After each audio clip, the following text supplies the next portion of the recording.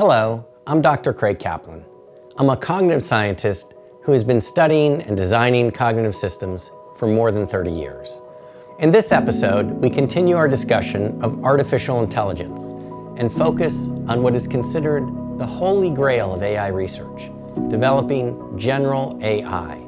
I should note that I use the terms general artificial intelligence, or GAI, and artificial general intelligence, or AGI, interchangeably. What many people don't understand is that almost all AI systems in existence today are what I call idiot savant AI. The AI might be a genius or savant able to beat the human world champion in the game of chess, Go, or Jeopardy, but it still acts like an idiot when it comes to something simple like tying a shoelace or knowing that the sky is blue. A 5-year-old human child is smarter than most AIs at most things. And that is despite Herculean efforts to program AIs to be generally smart. To understand this paradox, consider two AIs, a chess-playing AI and a car-driving AI.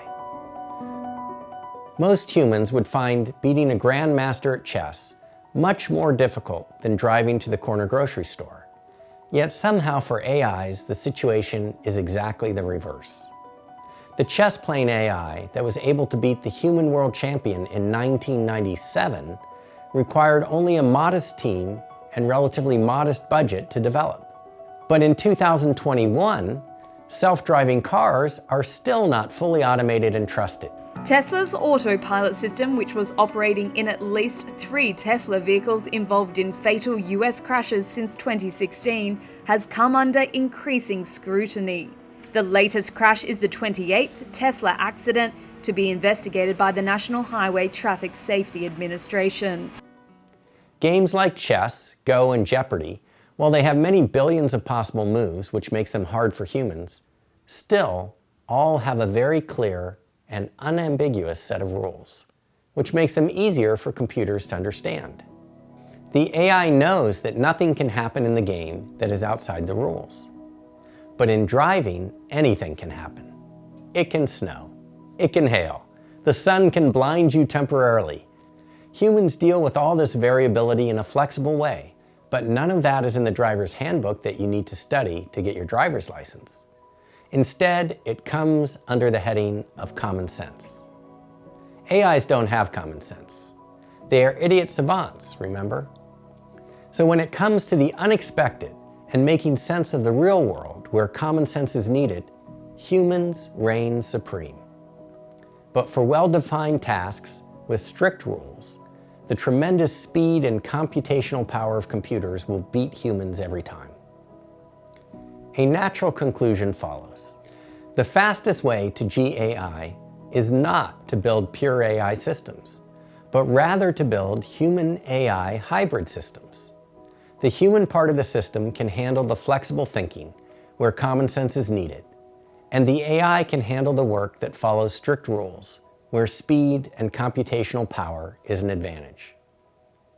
Over time, as AIs gradually get better at the common sense aspect, which they will, the human contribution to the hybrid system's overall thinking will gradually decrease.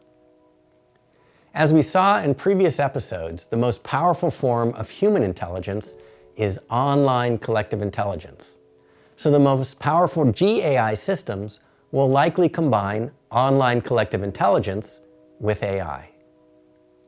There needs to be an efficient and widely accepted way for humans to communicate with AI and a way to structure the thinking of the global brain.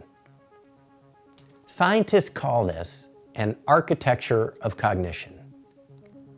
Fortunately, several candidate architectures for cognition already exist.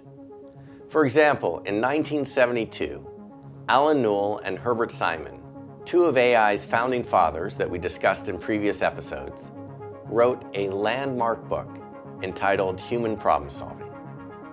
Although their thesis was that all human problem solving could be modeled as search through a problem space or a maze of possibilities, it turns out that almost all problem solving by artificial intelligences can be modeled this way too. In fact, many of the most successful AI programs including the chess AI that beat the world human champion, use a variant of this search through a problem space idea. Combining Newell and Simon's seminal work with modern technology, including blockchain technology, my colleagues and I were able to show how to create a universal framework that could be used as an architecture for many types of cognition. But we are not alone. Years earlier, John Anderson, a member of the National Academy of Sciences and past president of the Cognitive Science Society, spent much of his distinguished career at Stanford and CMU developing an architecture of cognition.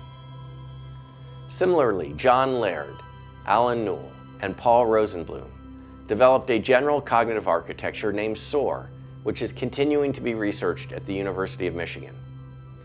And Jay McClelland, David Rummelhart, and the Parallel Distributed Processing Research Group developed yet another architectural approach, which pioneered many of the techniques that are now considered part of the deep learning research efforts popular today. What all these research efforts shared was a vision that recognized information processing was at the heart of intelligent behavior. Humans and computers can both be viewed as information processors. Therefore, it is possible to build architectures of cognition that enable humans and AI to share information processing tasks. It is possible to build an architecture that supports a general artificial intelligence composed of humans and idiot Savant AIs. As we shall see in the next and final episode, inclusion of humans is a critical point. Not only because it is the fastest path to GAI, but more importantly, because the inclusion of humans in the architecture is our best hope for ensuring that human values remain at the center of the evolving and immensely powerful planetary intelligence that is beginning to emerge.